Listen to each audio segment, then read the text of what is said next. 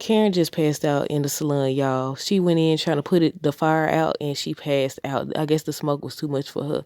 And I said the question gonna become, did Pam, was the salon on fire because of the curling iron or was the salon on fire because of Jennifer? Hey y'all, welcome back to another review of Life of Chester. This for Tyler Perry Sistas, season 6, episode 1. Okay, so look, I already know because they said, sometimes spoilers don't be true, but they said that the salon was caught on fire because of the Jennifer lady. So I guess when they got some spoiler pictures of Karen talking to the fire people. I said the fire people, the fire department and everything. So I'm guessing they gonna tell her how the fire started. But yeah, she done went in and I said that didn't make a lot of sense. I mean I understand because that's her business and if there's a chance to save it, that's what she was probably thinking. But at the same time, you a child, what you thought you was gonna go in there and do? But yeah, I guess the smoke was too much for her and she done passed out. And they ended the episode with that. I thought that the episode was gonna be an hour and 30 minutes because they had that up there, but they was actually saying the 30 minutes was for Zatima because it came on right afterwards. But yeah, we might as well start with Q. Q is the one that got hit. They was hustling over the weapon and everything. Then Cal just showed up out of nowhere. I had a feeling you was gonna show up here, so I followed you. He came up out of nowhere. He came out of nowhere. But yeah, he said he followed Maurice and everything. And Maurice was not taking the situation seriously. And I feel like it's gonna be more trouble to come if he don't learn to stop. If he don't learn to think before he acts. And now, especially if Q makes it. If Q makes it, he finna spin this so far. And then Maurice brought up the fact that, there was cameras. And I said, well, technically, wasn't there cameras in the bank as well? Shouldn't they have seen he was the one robbing the bank? So they should know this already, right? I said, that don't matter. They gonna believe him. Then the police officer, didn't he say that Q had a record and everything? And I said, well, look, how you gonna trust somebody with a record? Well, I don't know if Maurice got a record or anything, but yeah. I said, how y'all, this whole bank robbery situation is crazy. But yeah, Maurice was like, he was trying to run and stuff, trying to leave the scene. I said, they gonna make you look even more guilty. And so Calvin tells him no, and he calls 911. And I said, this gonna be bad. This gonna be bad. Because either way it go. If Q makes it, it's gonna be bad. If he doesn't make it, it's gonna be worse. Because if he makes it, he gonna spin it. He gonna say you came there try to intimidate him. But then they gonna ask him how he get that weapon. Because if they got cameras, then they more than likely seen that unless he get the tape. But they say they seen the tape though. But I said either way it's gonna be bad because he could spin this story and say that Maurice came to try to intimidate him. He could say the guy, if they bring up that Calvin was there, he gonna say, oh, he beat me with a golf club or whatever. But if he don't make it, it's still gonna look like intimidation. And then that's something else to add on because, Q is the one that allegedly, not, I ain't gonna say allegedly. He is the one who went and said that Sabrina and Maurice were the one put him up to robbing the bank. So he could spin that either way. I said either way, he in trouble. So he done messed up. I mean, but again, they still can see that he clearly is the one with the weapon and he ain't supposed to have none considering he on house arrest. Considering he on house arrest, he ain't supposed to have no weapon. But we gonna see how this all turns out. And then later in the episode, Calvin is talking to him and Maurice still joking and everything. Let me see what I wrote down. He's still joking and not taking things seriously. And Calvin just kept saying he hopes Q make it and everything. And Maurice was like, what you mean? Basically questioning him about what you mean you hope he make it and everything. I said, good, you going to jail. They already finna they locked you up once for something you ain't even do. They took his word over you. So what you think this man finna get ready to do? What you think he finna get ready to do? But yeah, he's not taking things seriously. Calvin told Maurice that the situation is serious, and Calvin brought up Q telling some sort of lie. He said, he lies a lot, and I said, right. He know how to come up with a story. But Maurice brought up the video, but didn't they have video at the bank? That's what I said already. And again, Maurice was taking things too lightly. Then you got Danni. Look, Danni was drunk, but she had some valid points though because it didn't make sense. I told y'all, I said this lady, I know her name now, Mindy. I said she probably gonna be like, oh, get that out of your system and everything, or just trying to fight for him and make him choose her. Then it said you can go tell no black person, no black woman that you finna leave her to go meet up with another woman. I see you got that right. I see you got that. I ain't gonna say it like that though, because there's people of other races that ain't gonna play that type of stuff either. She just like, he needs to get it out of his system. I said, girl, you crazy. He's clearly showing you, and he just admitted in front of her he ain't never been in love like that. I said, well, you done messed up because how I started to open the video with that. I was gonna say, how you gonna go propose to this girl with the same ring you gave Danni or was trying to get Danni? I said, it didn't make a lot of sense. It didn't make sense to propose to Danni and give her an ultimatum. It definitely don't make sense to give this woman the ring you proposed to another woman with. I said, Preston, you going, look, he gonna end up losing Danny for sure. It's these two clearly into each other. But they both going about the whole situation wrong. And he done brought her, and she was like, what, you got a track on me? And he was like, no, they was having dinner. I was like, okay, did he know she was there? How you know she was there? And then Danny was like, when you called me, were you with her? Well, she wasn't in that car, in that vehicle with him. I ain't see nobody. I gotta go back and look, because I don't remember her being in there. But yeah, she's drunk. Preston shows up and he's having dinner. He said he having dinner, that's why he there. So the lady, Tina, I think her name was Tina. At first I thought Dina, and I was going to say Tyler Perry recycle names because, Lisa Mama on House of Pain is Dina. But she said Tina. Tina calls Andy and tells that Danny's there. She's drunk and everything. So Andy started calling the girls, and they all end up eventually showed up there to see her. The police dude, when he was questioning, Maurice. Look, Cal should have stay away from it. I had a feeling. Look, he gonna get enough by trying to save people. What's wrong with him? You get to see another crime. The policeman started trying to treat Calvin like he the one did something. Talking about some, both of y'all don't leave town, and just started saying all this stuff. And the policeman said he saw the video, but he still asked the questions. And Maurice was just going off on him and everything. And I said, Maurice, see, he ain't taking things seriously. But they said that Q had a pulse. He had a pulse, so there's a chance he gonna make it.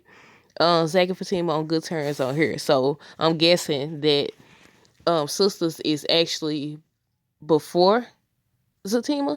I'm gonna say before. Am I saying it right? Let me see. I would say before they got into it over the whole Connie situation. That's what I'm thinking.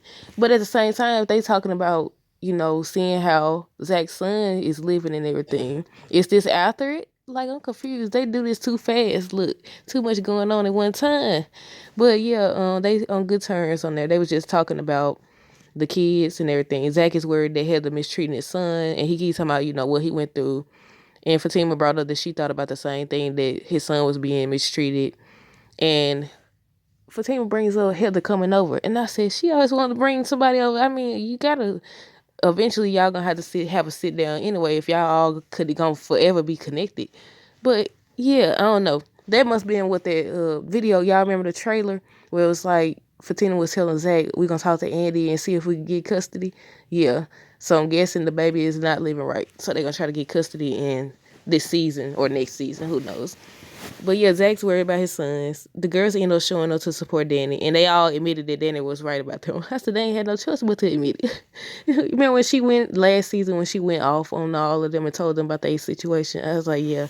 She came back and said that they was right. Andy said she know basically how Gary is and he ain't no good, but no one makes her as happy. I said, Gary, you sound foolish. She said no one makes her as happy as Gary, and she not ready to let him go, even though she knows she should. Karen says that she going in to take one of them tests. What is it called? When you go take a test while you pregnant to see who the dad is, the baby dad is, paternity or some name, she said. But yeah, she going in to take it, so we finna find out. But the thing with the salon is they gonna push it back. We finally gonna find out, hopefully, who the father is of her child. What else? Did y'all see how Danny was walking when she was going over there to say hi to Mindy and Preston? And what's that walk? Was that the pimp walk? What kind of walk was that? I said, no, now. She was drunk. She went over there and everything. But like I said, she may have been drunk. But she spoke facts, because how, look, Preston tripping at this point. I want to root for them, but they get on my nerves at this point. But yeah, she went over there to say hi, but she said a whole lot. And Danny noticed the ring, and she mentioned it. She actually told that the ring was hers or whatever. And Mandy didn't look like she know, but at the same time she didn't care, because she still was like, he needs to get this out of his system. And I said, girl, he just told you he finna leave you to go see another woman. What? And I said, yeah, I wrote that down. I said Danny had valid points about that, because who gonna tell you I'm finna go see? I just thought about something. I had this experience before. What he say? I'm about to go leave you to go see this woman. Came to see. We're gonna talk about it later. But yeah, she was like basically telling her, she wish he would tell her that he finna go leave her in a hotel to go talk to anyone. But yeah, Gary calls Andy, and he wants her to come by and everything. She told him don't move because he had sent her a photo. They still got their situation going on. Look, not a lot happened on this episode, this season premiere. They waited to do the whole salon catching on fire thing to the end, and it was like, I don't know. I think it could have been done better. But y'all come with y'all thoughts. What else? Aaron calls Karen. He's outside. He's looking for her. He allegedly looking for her. She said she been trying to call him all day and he hadn't answered. Now all of a sudden he been looking for her. But yeah, he started looking and stuff. So he's scared that girl gonna come get him. He's scared. He was looking. I said, you nervous, ain't you? But she ends up coming and everything to see him later. And then what else? I already talked about Calvin and Marie, so we could skip over that. So Karen makes it, instead of going to the salon, she makes it because Aaron told me he got to talk to her. And he admits that he started to see Jennifer briefly. It wasn't serious.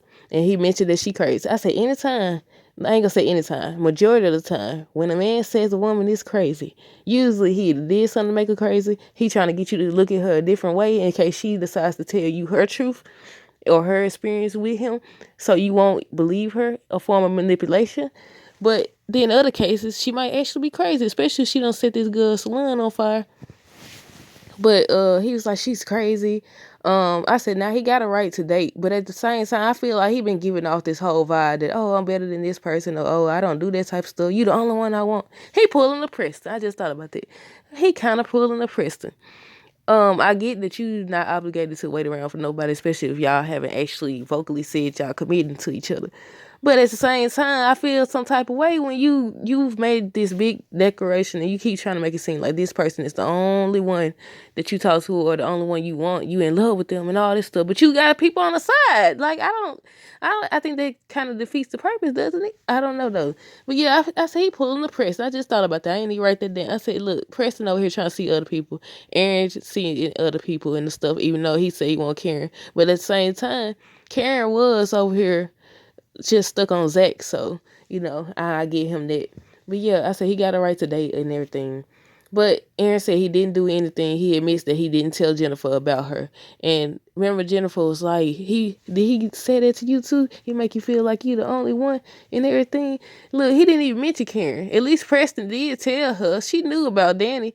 The Mindy girl knew about Danny. That's the difference right there. Aaron didn't even bring up Karen. Somebody he was waiting to see if she made up her mind. What? If that's the one you really want, Aaron's suspect at this point. I told you, I've been saying he's suspect. I've been saying he hiding something. Look, I said that about Fatima. I said Fatima in the beginning. I said Fatima can't be trusted, but I was wrong. I've been wrong. She been showing up for all the girls and just having Zach back and stuff. So I was wrong about that. But I did say Aaron was holding some secret, and he is or has been. But he admits he didn't tell Jennifer, and Karen got mad and went in. But they supposed to be on the preview talking again. And I think when they find out that her salon is on fire, they all gonna join together with her and stuff. But yeah, Karen talks to Pam and she says she turned everything off. She sends the video, but she sees that the light on. So she ends up going to the salon. Karen ends up going to the salon and they're just on fire. And what does Karen do? She runs into the fire. Now, one, what was you gonna do? I understand she did go grab a fire extinguisher, but I don't know. They had a lot of smoke, but at the same time, when she got in there, the area, it started to spread fast too. Now I know the way they showed it is spreading. She should be covered. She should be caught in that fire at this point. Did y'all see how it was spreading and stuff? And she fell out on the floor. Shouldn't she be covered in fire? They be telling stories. They be telling stories, man. I said, now the way they had that set up, the fire, when she was over there, got the fire extinguisher and everything, the flames started to spread. And I'm like, if she don't passed out, she should be covered in flames. She should be out of there at this point. But they show her, she's talking to the girl, she's saying, I just lost everything. And then they also have a photo of her covered like in the smoke and everything. And she done made it out. I see, look, they don't think before they put this stuff out there. Because I'm like, nah, she should be out of there. She should be gone. I know they were going to take her out because, she got a majority of the storyline because we got to find out who the baby daddy is. So I know she wasn't going nowhere, but at the same time, make it more realistic, at least. But yeah, it was something else. I already said how she gonna run in there. What was she gonna do? And then she didn't consider the fact that she's pregnant. I guess the flames were too much for her. I think I said that on the opening. The flames were too much. She passed out. And that's how the episode ended.